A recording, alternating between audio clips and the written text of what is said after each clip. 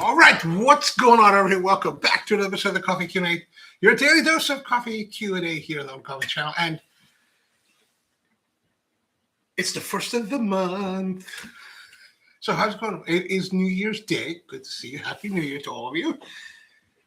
And apologies for the late beginning. I was a little bit, I just kind of overslept. We went out till late last night. And then I was like, oh, man, what time? Oh, God, I got to go. So how's it going? Hope you're doing well. Bruce is with us today. Good morning, Mom, or at least hopefully some of you are still here. I know it's like we're 22 minutes late to the start. Kent, Happy New Year as well. Naomi, Happy New Year. Power Plant, Buen Nuevo Año. Happy New Year to you as well. And Fallout. Oh, Fallout's based on that game, right? The video game. I would like to see that. I'm gonna have to look that up. I'm looking forward to seeing Star Trek Starfleet Academy, which I think starts in about 2 weeks. I think. Is that right? Starts like a fish out of water story and then quickly evolves into several plot lines. Oh, interesting. All right. Oh, but only shares the title and some general ideas, but most of its original knowledge of the game is needed. Nice. And then finished Stranger Things last night. I think people love it, right? People love it. So Russell, Happy New Year to you. Andrew, Happy New Year as well. So today, since it's New Year's, I thought I would share with you a little bit of my family's Filipino traditions. I don't know if all Filipino families do this. Mine does. And I don't know. And it's heavily predicated on my mom and her side of the family rather than my father and his side. I don't know what my father's side of the family normally would have done, like when my grandmother was still alive. But I imagine that there's very similar things. One of the big things that Filipinos like to do is to put up grapes, right? So and you put them around your house and in the windows. Now you'd hang them from your window, not sill, but whatever the top part of your window is on the inside. And you would hang these kind of grapes. It can be any grapes that you have here, right? So these are black grapes. Now you would not hang all of this. You only hang 12 of them, right? So there's two components to this. There's the 12 grapes that you eat at the stroke of midnight when the new year arrives. And then there's the 12 grapes that are hanging from your windows. Now, and typically you're putting them on all your windows. And these grapes are heralding good luck and prosperity for the new year. And you use 12 because it's one grape for every month. So one grape for every month hanging in the window, and then one grape for every month that you eat at the new year. So basically you just kind of take your grapes, right? And there's a couple superstitions that Filipinos have regarding this. So what we're going to do is we're going to count 1, 2. This is the harder part. 1, 2, 3, 4, 5, 6. 1, 2, 3, 4, 5, 6, 7, 8, 9, 10, 11, 12. Now we're going to pull this. This is right. Is that right? I think that's right. So I'm going to pull that off. 1, 2, 3, 4, 5. 1, 2, 3, 4, 5, 6, 7, 8, 9, 10. 1, 2. Let's see.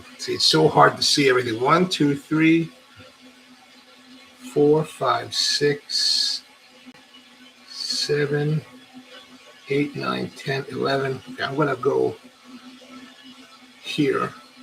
Pull that off. Pull that off. Pull that off. Pull that off. And now we're going to go a little bit higher. I think this will at least give us 12. Right? 1, 2, 4, 6, 8, 10, 12. Okay, so now we're going to cut this here. Now I'm going to pull out some more grapes. We're going to cut that here. Now, it is the first of the year. And for the first of the year, you are really not wanting to use a knife to cut things. So you want to have, oh God, did I just knock that off? So you want to, if I have to cut it, I have to cut it. If I'm doing this before the end of the year, no big deal. So let's see, 2, 4, 6, 8. It's so hard to say. 2, 4, 6, 8, 10. Oh, I did knock one off, darn it. Well, you get the idea. You're going to take this, you're going to hang it, tape it to the top of your window. I mean, we've already done that, right? We've already got all the windows are covered. So this is just for a demo, but you hang it there, and it's a little difficult because you're trying to keep it well. And okay, so here's the other side. You don't have to do this, right? Like you can just take 2, 4, 6, 8, 10, 12, and you could just put these on your windowsill. Right? That's perfectly acceptable as well. But it's a nicer function when you can hang them, and it's it's a little more difficult. So you're trying to keep all your grapes on your stem. Actually, this reminds me of a time when I was working on a signature drink called, I think I called it peanut butter and jelly or something like that. And basically, it was peanut butter and jelly coffee drink for a competition that I was in. And I wanted to have the grapes. But, here's the thing. If you ever eat grapes, you eat them, and we eat them whole. This skin, while it's part of our experience, adds a little bit of a bitter component, right? Because the skin has some bitter. So if you've ever taken the time to peel, like in this, if you have Thompson green grapes, man, it is a pain. Today, this is not too bad. But let's say you peel this off.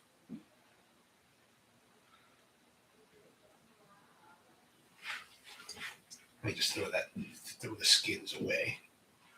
So you're peeling this off.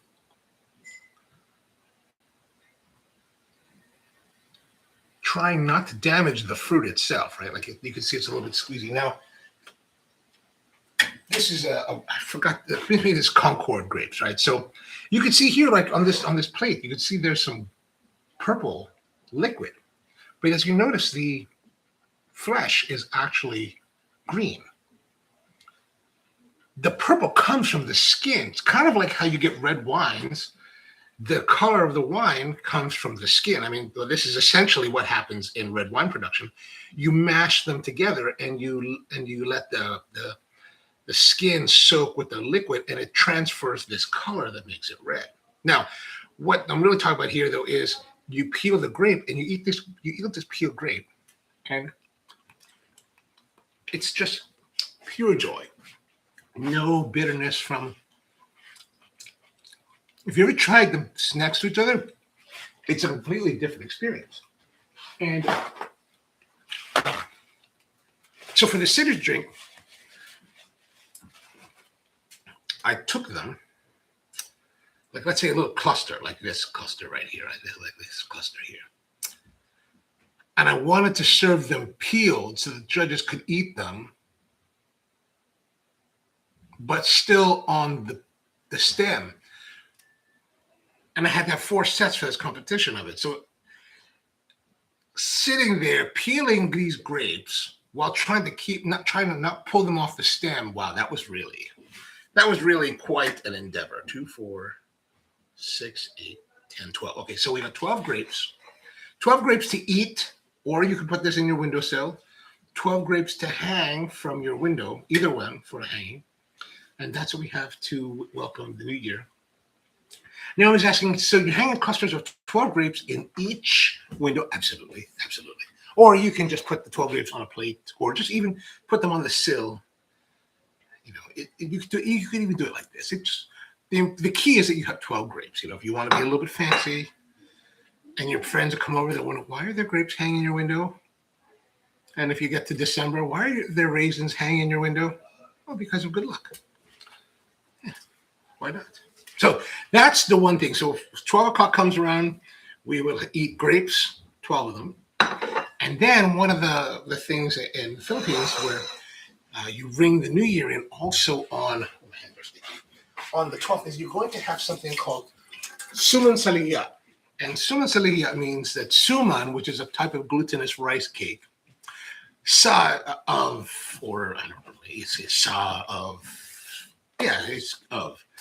Lihiya is the term for lye water, right? So the key ingredient with this is this lye water. You can buy this at the Asian market.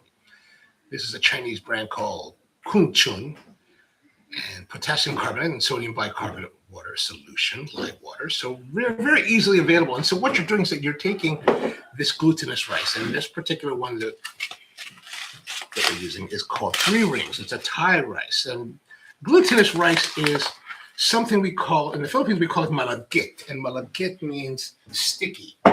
Now, Asian people, I think this is in general, but at least Filipinos do, from my group,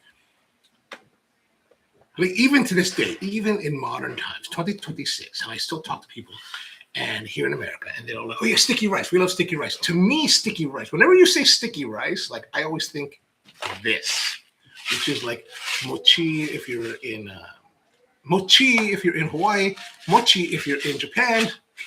He's like, really glutinous, sweet, sticky rices, right? And so if you look here, we're going to pull this out. Like I said, this is called, it says san patong. I don't remember them calling that in Thai, but maybe. Tione can tell us, he will know. So now, if you notice on this particular one, now this particular type of rice, there are several different types of glutinous rice. Even though we say glutinous, does not mean gluten contains gluten. So if you're trying to have a gluten-free existence, you can still eat this, right? Like all rice, there's no glutens. Glutinous means it's got this chewiness, this gluiness to it, right? So you can see here, one of the characteristics is that unlike regular japonica type style rice, this is very opaque. It's very, very solid white rather than some translucence of white, right? Anton's with us. Happy New Year to you. Happy New Year. Jay Ramos, Happy New Year as well. And glutinous rice is the same as mochi rice? Yes. There's just different types of glutinous rice within the glutinous rice sphere, right? So you could take this rice, this particular rice from Thailand.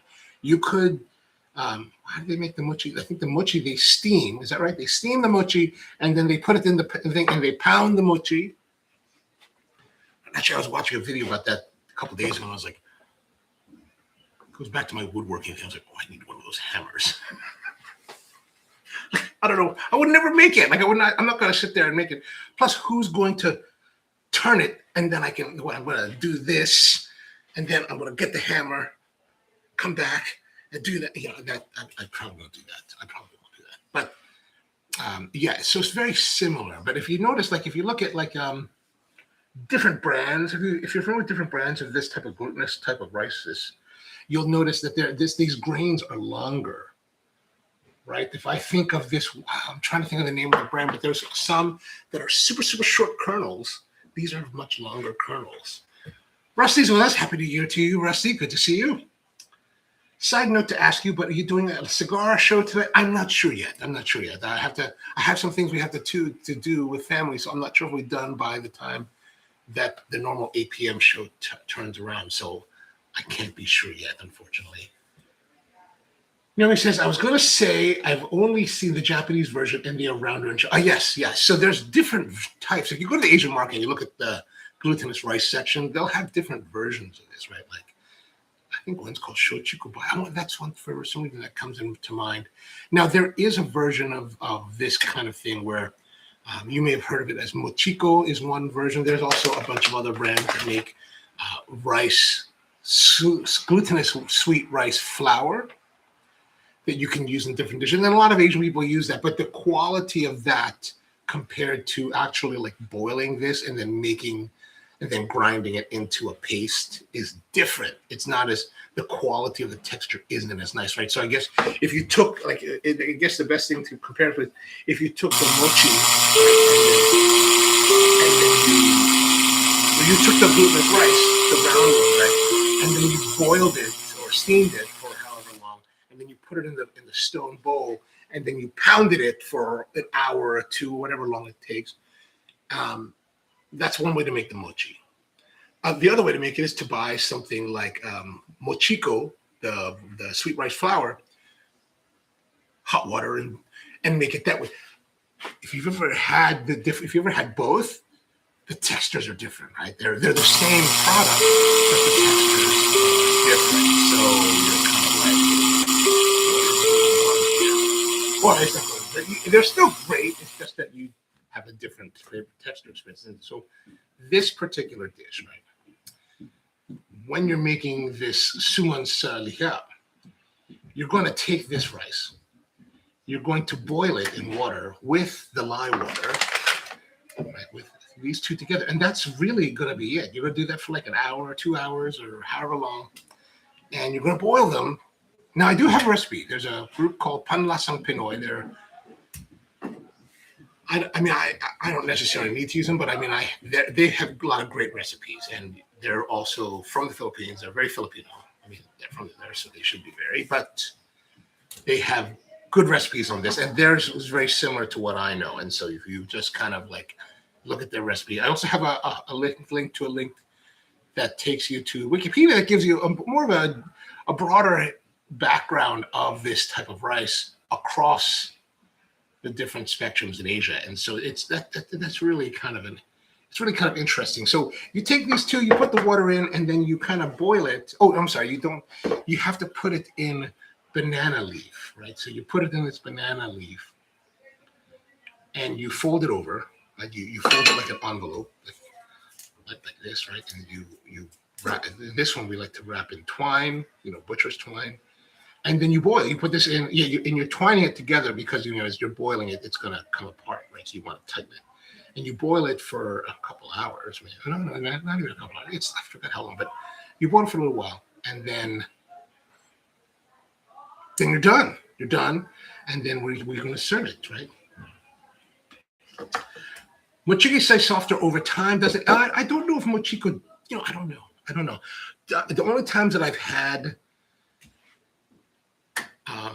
like true mochi, pounded, was when I was in Japan, and basically you ate it, and I didn't have it for any length of time. Like I didn't buy like a whole box to keep and like eat over days. I don't know. That's a good question. Now, when you're making this, right? So let's say you've got your banana, and so the banana leaf, I've got two here. Again, I was gonna cut this, and then I was like, oh, you're not supposed to cut things. So okay, no cutting on the first of the year. So I gotta wait, which means no woodworking. What am I gonna do today? I have no idea. And you get these bits. So this is banana leaf that it's wrapped in, right? And so the banana leaf, if you're in other countries, you should have banana leaf readily available. If you're places like America or other parts of the West, these are going to be found at your Asian market frozen. And you buy them in these packs, and you've got these things. And the nice thing about the frozen ones is that unlike going out into your backyard, like if you're in Hawaii, you've got these banana trees probably somewhere. You just pull the leaves off, and you can strip the leaves in a way that's not going to damage the plant. So you just kind of pull them off. Those leaves are going to be very hard, right? And as you bend them to fold them, if you're using fresh banana leaves, they tend to break because the fibers are still fairly brittle, right? They're very structurally sound, and so sometimes they'll crack. And so what you want to do is you want to heat them.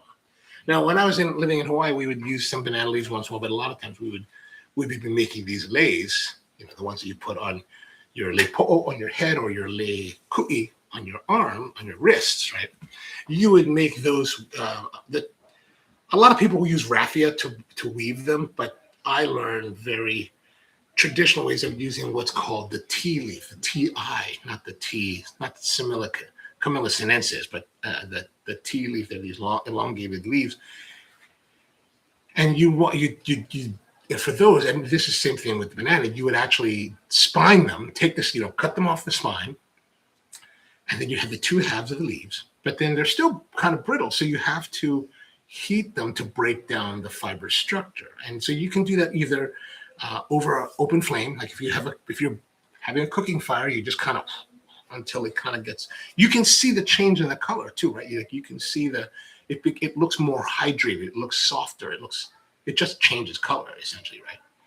So you heat that, and we would actually use irons. You can use an iron and do that, and then it becomes very pliable for you to use. And so, but if you're buying it at the store, so that's if you get it fresh. But if you're buying it at the store, you can just buy them because they're pre-frozen, and the freezing breaks the structure of the cells, so they become very pliable. It's like if you ever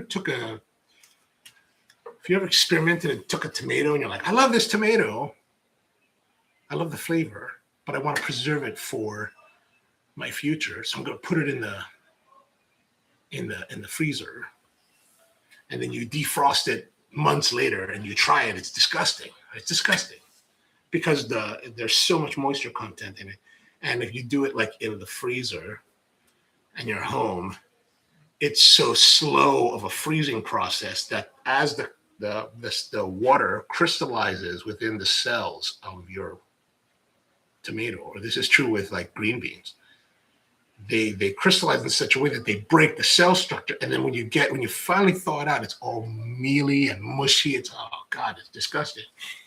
The difference is with like those frozen stuff you buy at the grocery store, like this stuff from Bird's Eye, like you get those like green beans that are still kind of nice because those are like flash frozen, like super quickly, so that the expansion of the freezing of the water inside the cells isn't destructive to the cells.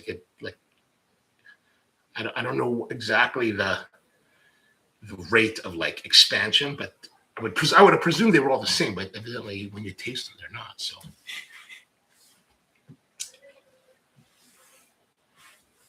Okay, so now to eat this, we need to prepare some things for it. And one of the things let's open it. We need to have a condiment, right? So we have this here. So you open it up, and as you can see in here, it's got some liquid because it was boiling. It was boiled. Oh, it is sticky. Oh, let's see. It's some I was pulling it the wrong way. My aunt made these, and so let's take this out. And you know what? I forgot to bring a fork. I probably should just keep a set of utensils down here. Okay, so here it is. There it is. There's one. And let's open both. We're going to open both.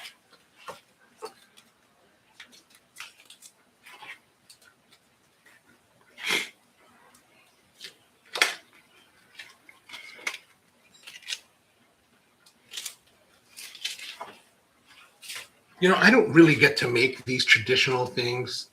Actually, I don't make them at all because it essentially has not been my role to do this, but I need to learn and practice. Like I know how they're made, I just don't actually make them.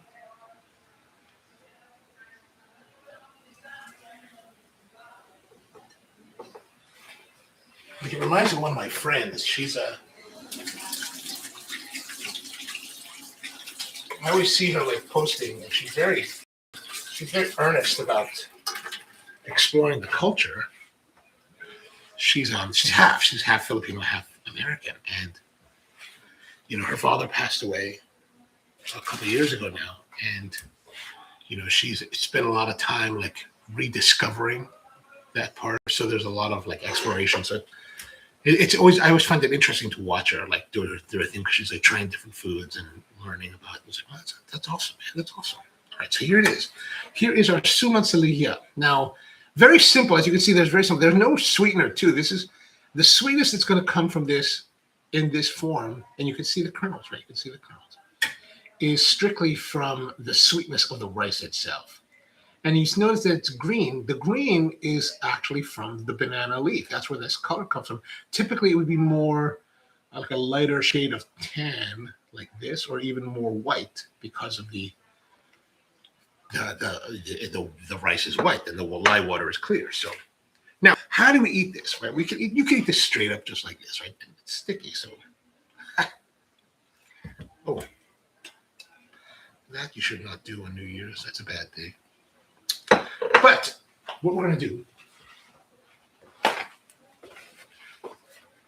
one thing about sticky rice is that's very sticky. Oh, but what's back to the thing? So for Asian people, for Filipinos like myself, when we say sticky rice, we mean rice like this, right? Like this. This is what we mean. So when I hear people say, "Oh yeah, we love sweet, we're going to have sticky rice," I'm like, "Why are you going to have sticky rice? That seems weird." Like, I'm not Lao, right? The Lao people, they will use this kind of rice and they'll steam it, not to this degree of like togetherness, right? Like this is all like now one cake, right? They'll leave it like it'll still be very sticky. This will still be very sticky if you steam it. But like if you ever go to a Lao restaurant and order like the Lao fried chicken, you get it with the rice, like they have this rice with it, and it's a whole different experience. But I'm like, we're eating Filipino food. We're not eating. Why are you going to do that? So, but when most people in America will be like, "Oh, I love sticky rice," but it's like, what do you guys mean as sticky rice? Is what people like me think of as rice. We're just like, oh, it's rice. That's rice. That's just rice. It's meant to be sticky. I don't know what the Uncle Ben stuff is, but that's not what we typically eat, right? So, not to say that Uncle Ben's is bad, because you know what? Here's my belief: is that any rice is good rice for me, right? That's my whole thought. Like if I go to a restaurant and they're like, "We've got baked potato and we've got rice pilaf," and I was like, "Well, I'll have the rice pilaf." 95% of the time. Actually, last night when we went out to dinner for New Year's Eve, went to this place here in Baltimore called G&M Restaurant, and they're known for their crab cakes. So I didn't have their crab cakes. My friends had their crab cakes. I was not in the mood necessarily for crab cakes. Actually, I was not in the mood to spend $60 on crab cakes. Right? I could get my whole entire meal with tip and tax for $60 now for that one crab cake platter, plus everything else. But I ended up getting a what did I get? I got I got this. They have this something on crab egg rolls, like egg rolls with crab meat inside. That was actually pretty good, and that was like maybe like $18. So I was like, okay, I can swing that. And then I got a bowl of their cream of crab. Evidently, they said on their menu that the cream of crab soup is like one of their known specialties. I was like, all right, I'll give that a try. Which is kind of like a bisque, right? Like a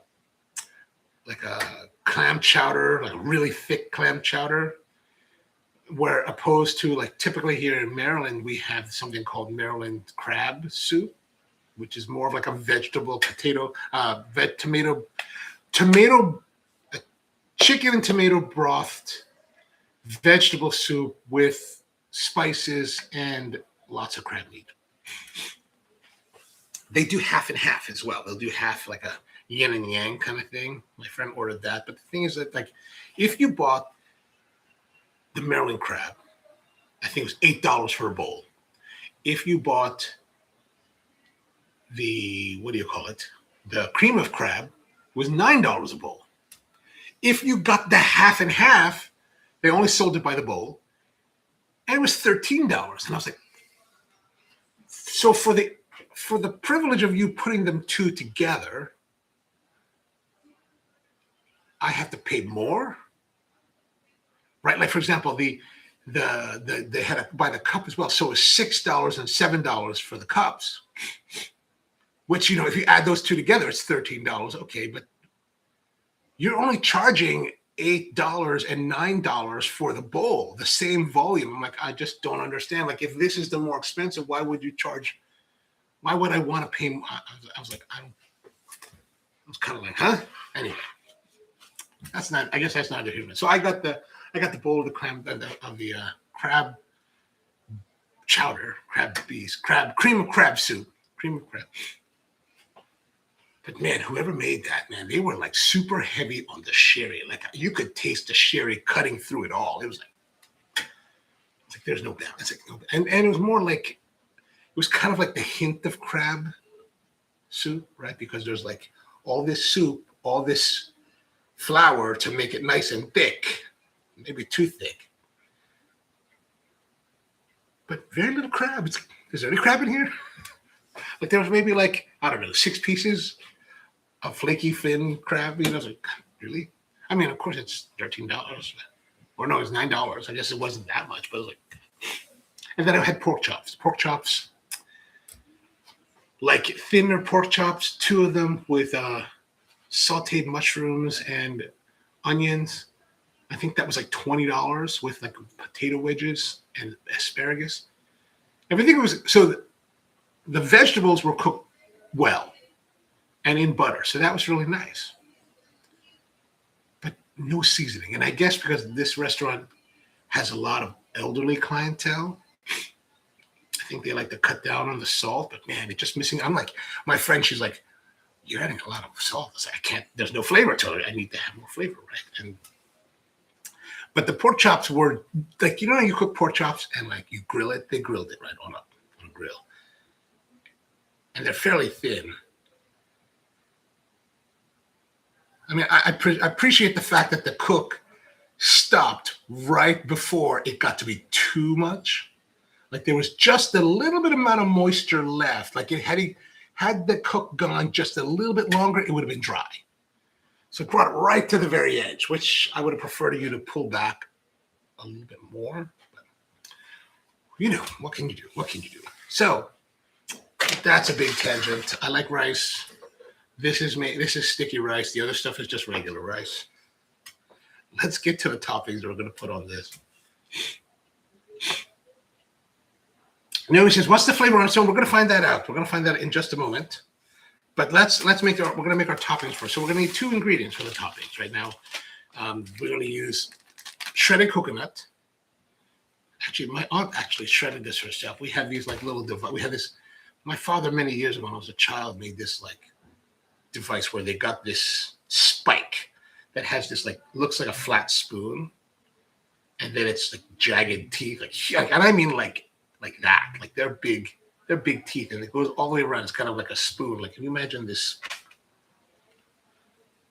If you can imagine like a huge spoon, like maybe the spoon is like that big, and it's got jagged like teeth all the way around, like a saw teeth. And he mounted that to a block, and you sit on the block, and then you take your coconut, you cut it in half, and then to get the meat out, you're like, right? So you're sitting there like this, and you get freshly shredded coconut. So my aunt does that. And so we're going to use brown sugar. This is just regular old Western style brown sugar. Now, something that you want to consider with this light brown sugar, cane sugar, this is from BJ's, is you don't have to buy this. Right? If you have molasses, like if you get regular cane molasses and you buy that at the store, you never have to buy this. You can just take regular granulated sugar, put it in a bowl, add a little bit of molasses, stir it all around until it's evenly distributed, and then add as much or as little to make light or dark brown sugar as much as you need. And so it will cost you a little bit less. It'll cost you a little bit more because you're going to buy that molasses, the upfront cost, but over time, and that molasses will last a hell of a long time. So you can, if you don't use a lot of brown sugar, because you know how it gets all hard and like, you know, gets all like, it becomes more like the piloncillo, right? It becomes all like, which is not fun. But and the reason you can do that is because that's how this is made, right? This is made because they fully refine the sugar to granulated white sugar, and then they add molasses to make light or dark. So make it at home. So we got our granulated sugar. Right? There it is. We're going to take a bowl. We're going to put this. We're just going to put some in a bowl. We're going to put this much in a bowl. You can put as much as, and this you can do as much or as little as you desire. It's totally up to you. And then now we're going to take the coconut, the shredded coconut. We're going to add it. Again, the ratio is completely up to your taste. Whatever you like. I like it maybe a little bit heavier. There we go. And then we just mix. What in Filipino terms, in Tagalog terms, would be halo-halo. You mix, right? You're mixing it.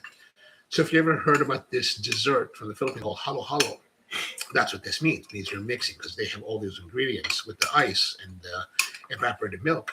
So you're just mixing it together. Well, actually, that looks like you could use a little bit more. Maybe just a hair more, just a hair more. There we go. Then you mix it all together. And we're going to put this on our... Now, you wanted to know what it tastes like. Okay, so let's get into it here. Now, the banana will add, you can see the texture, right? There's some definite softness, texture to it.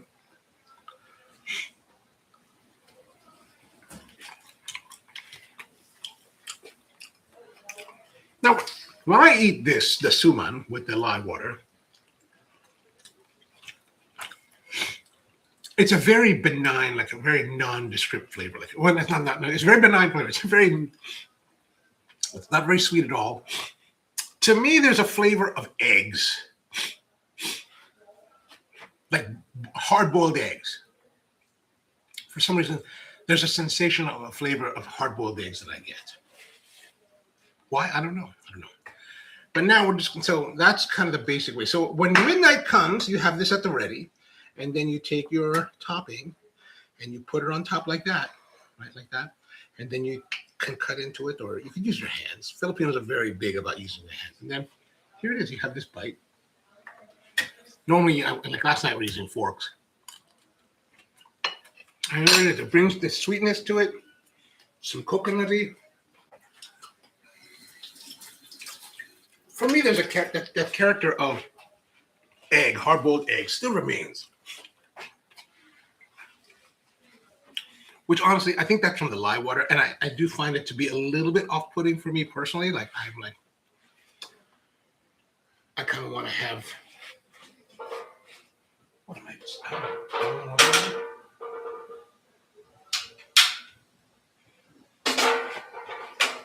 I kind of want to have. I would rather. I mean, it's fine, but I like other stuff made like bibingka from the sweet rice, or puto, or biko, which we had in the past. The purple one, remember the purple one? Those are similar types of approaches, but different degrees. Like this is much more simple. And then you can put whatever you want on it.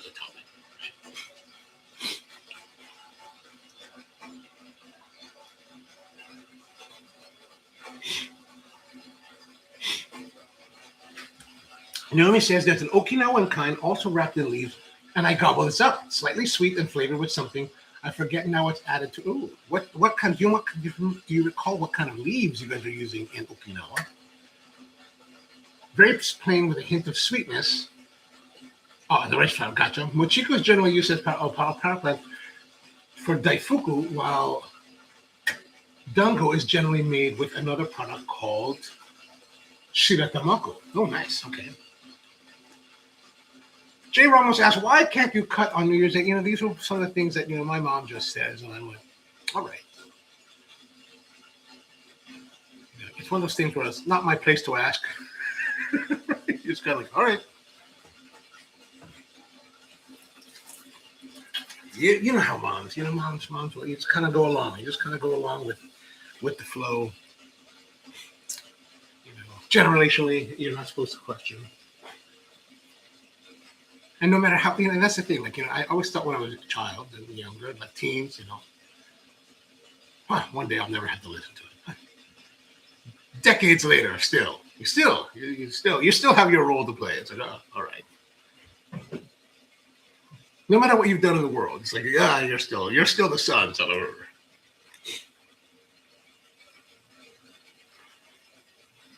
Naomi says, at Powerplant, they don't make dango with mochiko.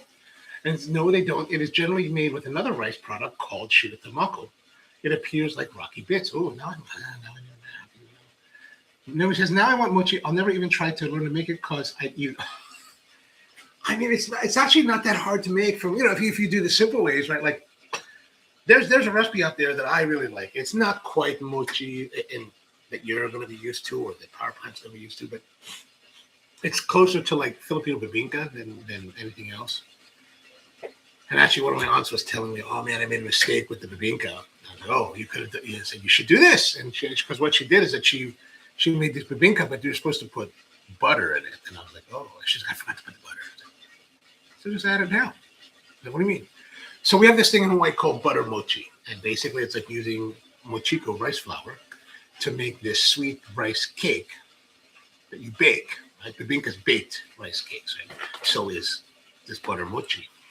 And you put it in, and you're supposed to mix it with butter, because that's why it's called butter mochi. And I remember the one time I made it, I forgot to put the butter in. I was like, oh my gosh, now I forgot the butter. So I was like, oh man, well, whatever. So I took a knife, and I took my knife, and I put like holes in it. And I had, melted the butter, clarified it, and then just poured it in. And basically it just kind of like soaked into the mochi. It's fine. It's perfectly fine. It's great. It's great. I should actually make some today. All right, so we need to have some accompaniment to this. So we're going to make an Americano to go along with our Suman Lihiya. Let me get the camera ready. And today we're going to make Americano because I felt like it'd be kind of fun and easy. So we've got our water boiling for the hot water. And then we have to prepare our coffee. So let's go and have a look at our coffee here. Nobody's asking, so at midnight you're eating 12 grapes and this mochi? Yes, exactly. The stroke of midnight, you're with your family. Oh, and also you want to have, like if you have pockets. So like if you have pockets, you want to have change, loose change in your pockets so that when the midnight comes, you're jingling your change in your pocket, again, to augur good wealth and fortune. I don't know if that's Filipino, if that came from Chinese tradition. I don't know. One of my aunts, she had a bell. She's ringing the bell, and she's ringing the bell through the house to welcome the new year. And then another thing Filipinos will do is that we'll go to the front door of the house, open the front door just after midnight to welcome good luck, encourage good luck to come to the house. Right? So that's something you can do as well. Not just a couple minutes, right? It doesn't need a long time in the cold to open the door, just a little while. All right, let's go and have some Americano time. We're going to use our big mug again, so we're going to get rid of our thing. And, make sure that you're nice and clean and dry. Grind some fresh coffee.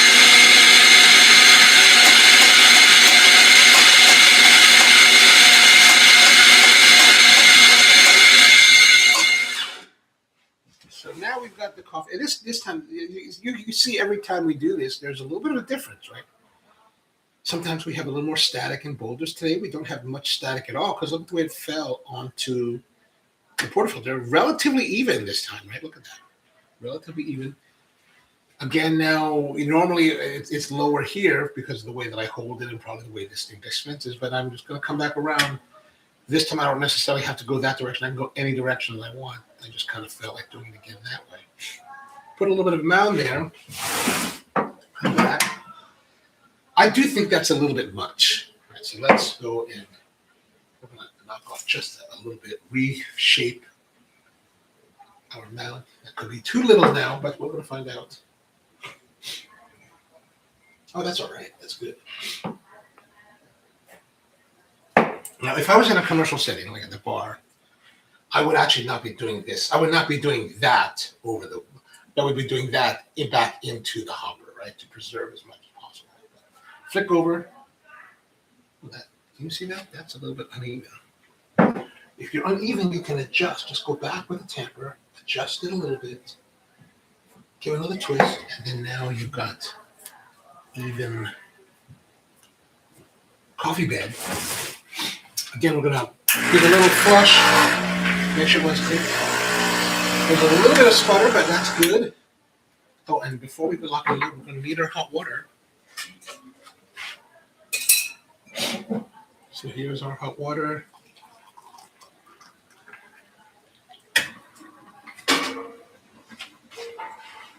And then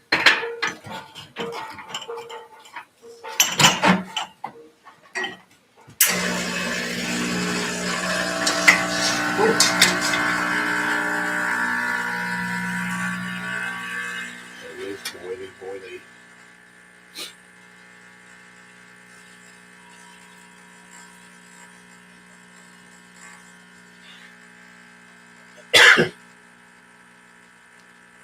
It's very high. That's good. See that? A little bit of blonde sticking out there.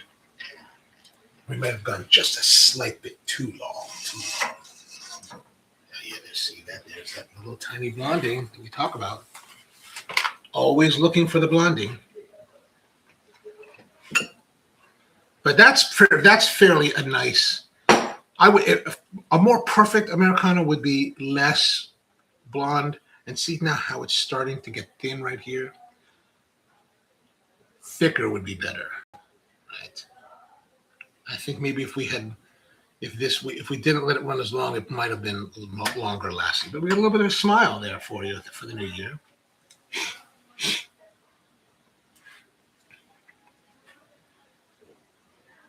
Naomi says that they use shelled ginger leaves for the Okinawan style. Oh, nice, nice.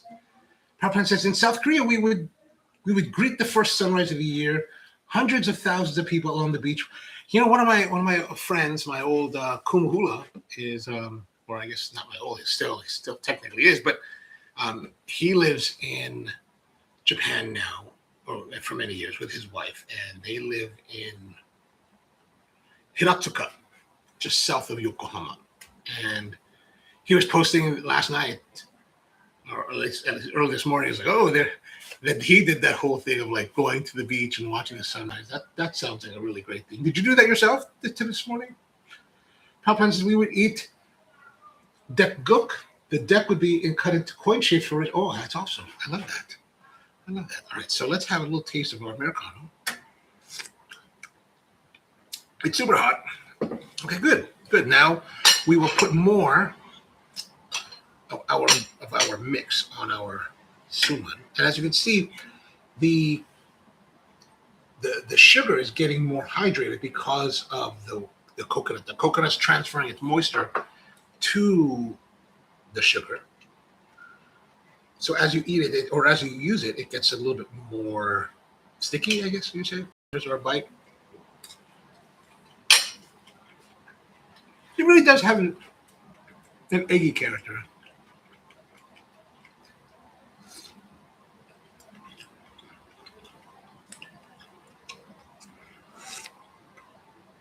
Now, the coffee part, I just like. But I don't typically drink I've never thought of drinking the coffee at the New Year. No reason you wouldn't. No reason that also no additional reason that you must. But just more of I think it's a nice accompaniment to the Suman Lihiya.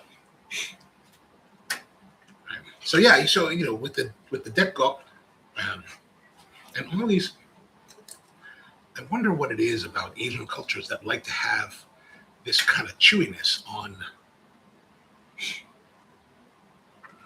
the New Year. And I'm not sure about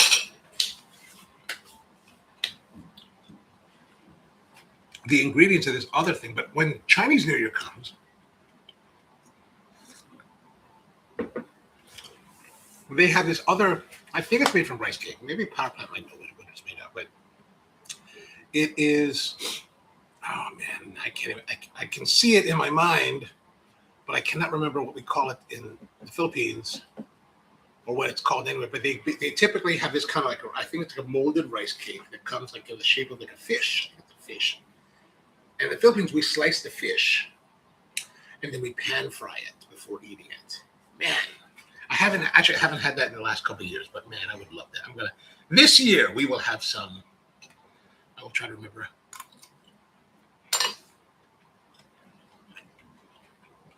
I like the toasted and ground rice they use in larb. Oh, I've not had that. I don't think. I'm gonna have to look that up. So you have that, and then you have your 12 grapes. And hopefully this will deliver to you to a happy and wonderful year. Of good luck, joy, and prosperity. The grapes are pretty good. I gotta say, the miracle of modern technology is evidenced in like things like this, like the fact that we can have deliciously sweet grapes in the middle of January, the middle of winter, a time of year when you could never have grapes eat locally. It's amazing. I think I mentioned this before, but I remember reading something where they were talking about how the typical hamburger is a product of our industrial revolution. Like we could never have had this because you never would have had any of those ingredients together available in the past at the same time of the year. The meats would be harvested like in November after fatting up all summer. The fruits and the vegetables would be summertime. So it's like, wow, really? I never thought of that.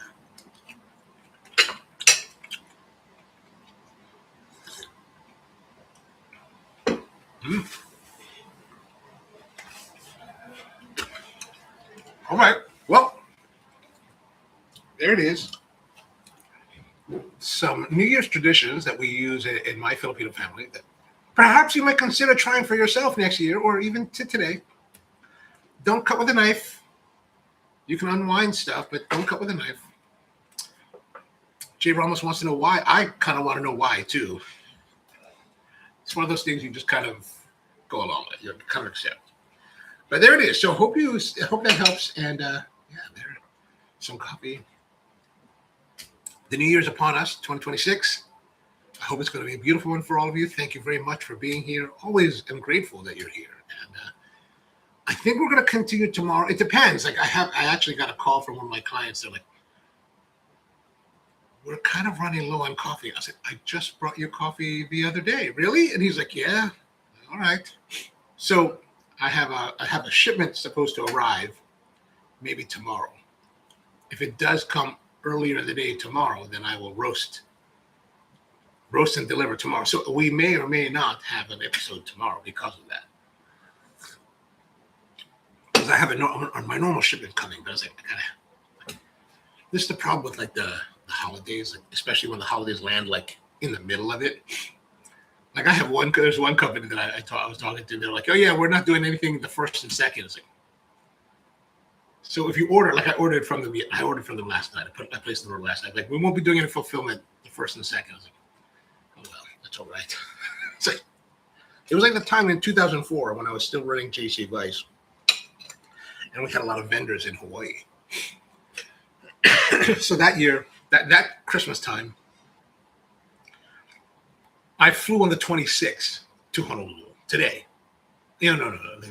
I flew on the 26th to Honolulu, and with the intention of like going to meet my vendors and talking shop. I get there. It's the week between Christmas and New Year's. I don't know what I was thinking, but I was like, that's a great time to go, right? Nobody's open. Nobody wants to do business. Everybody's like busy. They're over the holidays. Like, what am I doing here? So I'm chilling at my friend's house for like 2 or 3 weeks, just kind of like doing for the first week between like Christmas and New Year. Did absolutely nothing but sit around smoking cigars. And then finally was able to do business. But it was kind of like, oh man, this is not the time of year to get anything done. I was a little bit like off in my projections for coffee. So I was like, oh man, now. So like last week or earlier this week, I was like, on Monday, I was like, I got to call the warehouse. And I called the warehouse on Monday. And like, okay, they shipped it they got it out the door by Tuesday morning. Is that right? Tuesday afternoon or something. So it wasn't going to get here yesterday. Certainly not going to be delivered today. So it'll be here hopefully by tomorrow. So yeah, there it is. First of the week of the year is the watch for most productivity. Oh, absolutely. It's so terrible. It's so terrible. Nobody says, what, no cooking meals on New Year's Day? Well, I mean, I guess you can go out and buy meals. You're just not supposed to cut with a knife. I don't know if that means if you can't cut with like a saw. I'm going to have to ask for clarification on that.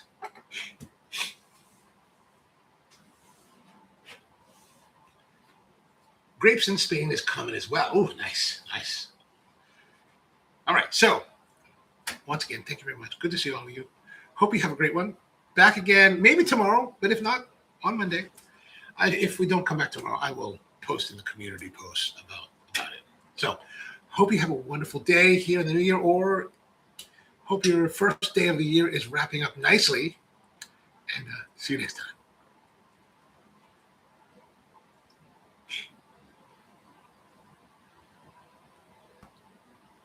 Kent, have a good one. Mom, you too. And Andrew, yes, that was a good time. That's actually, Andrew, that's actually when I first met. That's when I first learned about Tatuaje because of my friend Marvin. Right. Salam to you as well there, Power Plant.